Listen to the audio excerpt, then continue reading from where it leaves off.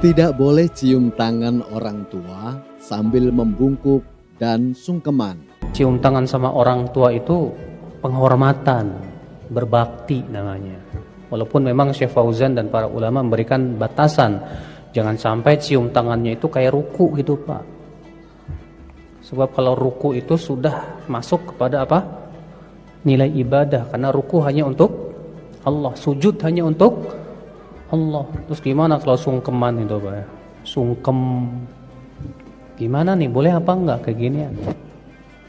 Kalau saya memandang ya seperti ini tidak baik Pak. Kenapa? Karena ada nilai seperti ruku atau sujud ya kepada manusia. Ya kita biasa ajalah cium tangan.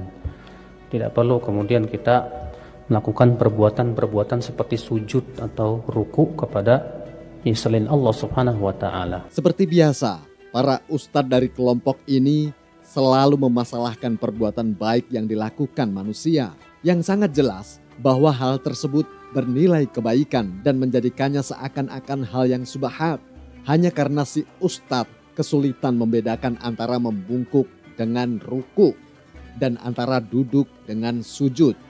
Dalam hal sungkeman, ustadz ini berargumen bahwa ruku dan sujud hanya untuk Allah tanpa mengerti makna apa yang dia katakan.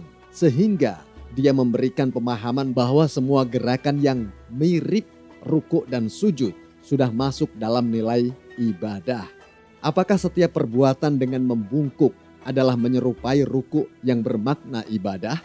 Apakah ustadz ini tidak pernah membaca Al-Quran? Dan dia menaikkan kedua orang tuanya ke atas singgasana dan mereka semua tunduk bersujud kepadanya. Surat Yusuf ayat 100. Apakah ustadz itu ingin mengatakan bahwa mereka semua yang bersujud kepada Nabi Yusuf alaihissalam berarti beribadah kepada selain Allah? Untuk Anda ketahui bahwa mencium tangan dan sungkeman itu merupakan perintah Allah, karena perbuatan tersebut termasuk dalam hal berbuat baik kepada kedua orang tua dan termasuk bentuk dari rasa syukur kepada mereka. Dan kami perintahkan kepada manusia agar berbuat baik kepada kedua orang tuanya. Ibunya telah mengandungnya dalam keadaan lemah yang bertambah-tambah dan menyapihnya dalam usia 2 tahun. Bersyukurlah kepadaku dan kepada kedua orang tuamu, hanya kepada aku kembalimu.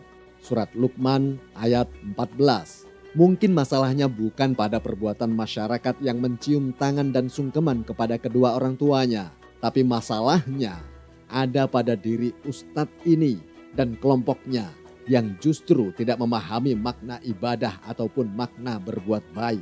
Kami akan bacakan fatwa imam besar ustadz tersebut, yaitu Ibn Taimiyah, yang mudah-mudahan saja bisa menjadikan dia dan kelompoknya dapat sedikit mengerti tentang makna ibadah, sehingga mereka tidak lagi membuat kekacauan pada pemahaman umat hanya karena kesulitan membedakan antara ibadah dan bukan ibadah.